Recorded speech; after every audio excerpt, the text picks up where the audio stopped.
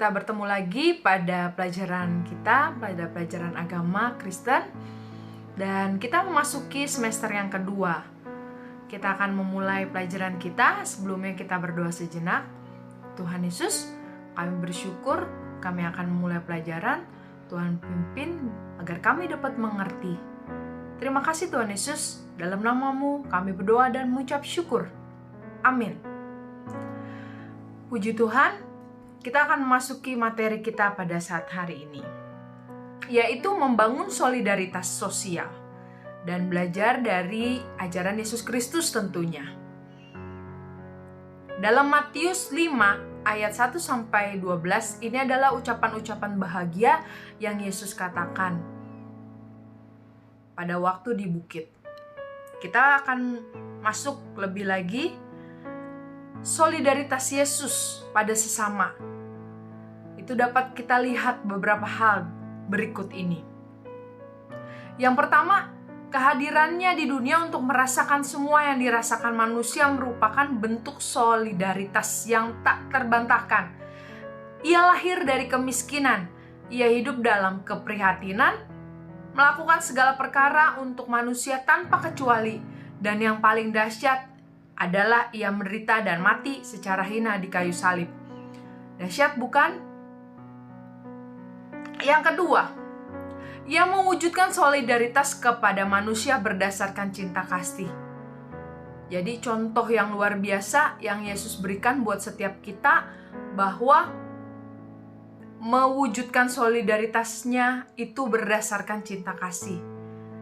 Dan itu kita patut ikuti. Yang ketiga adalah ia mewujudkan sosial dalam penghargaan terhadap manusia sebagai makhluk yang bermartabat. Luar biasa, Yesus itu tidak pernah merendahkan, juga tidak pernah menganggap remeh kepada manusia, sehingga penghargaan yang luar biasa kepada manusia yang diberikan kepada Yesus, sampai Yesus berbicara bahwa kita adalah biji matanya. Yang keempat adalah ia mewujudkan solidaritas bagi manusia demi menyelamatkan manusia. Dan ini yang paling luar biasa anak-anak, bahwa Yesus rela mati disalib untuk menebus dosa-dosa kita, dan itu karena kasih-Nya yang luar biasa buat setiap kita. Dan berikut adalah Yesus merobohkan jembatan eksklusivisme. Jadi Yesus itu pribadi yang sangat sederhana, pribadi yang luar biasa. Dia merobohkan tembok eksklusivisme. Dalam Matius 5 ayat 3, ia katakan, berbahagialah yang miskin di hadapan Allah, karena merekalah yang mempunyai kerajaan sorga. Dan dalam Matius 5 ayat 7, berbahagialah yang murah hatinya, karena mereka akan memperoleh kemurahan Allah. Yesus datang dan memperkenalkan sebuah cara baru kehidupan, yaitu kasih.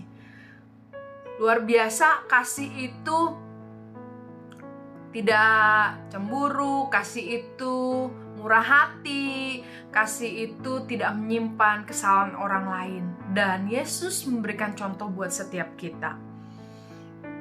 Seperti Yesus membasuh kaki murid-muridnya.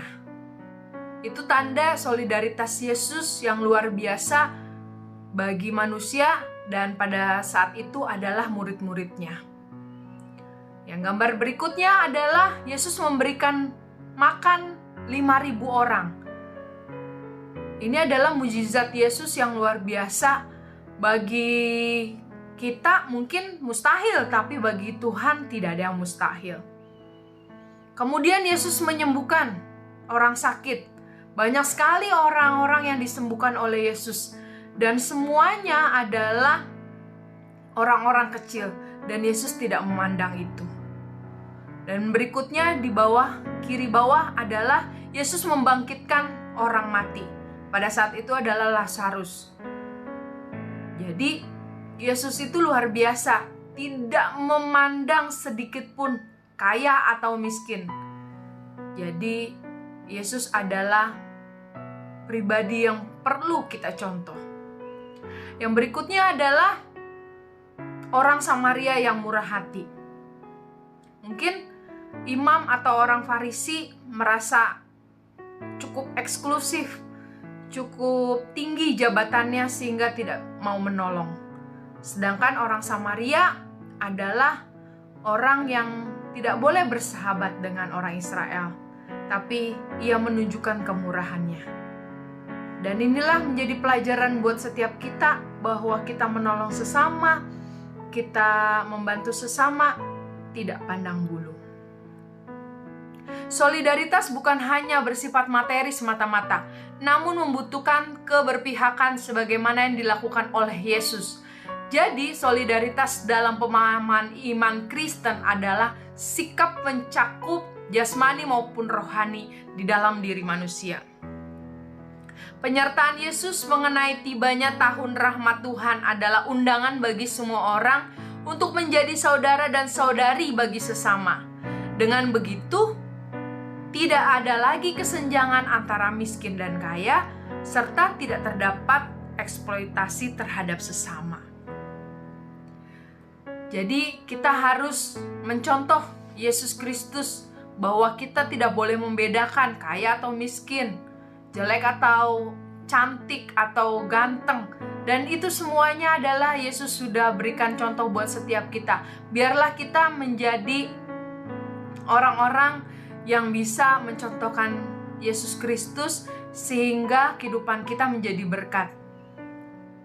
Cukup sekian pelajaran hari ini. Jika ada kekurangan, mohon maaf. Dan kita bertemu lagi pada materi yang akan datang. Jangan lupa tugas-tugas dan materi silakan dipelajari, dan tugas-tugas dikumpulkan dengan tenggat waktu yang sudah ditentukan. Terima kasih, tetap sehat, tetap semangat, dan Tuhan Yesus memberkati.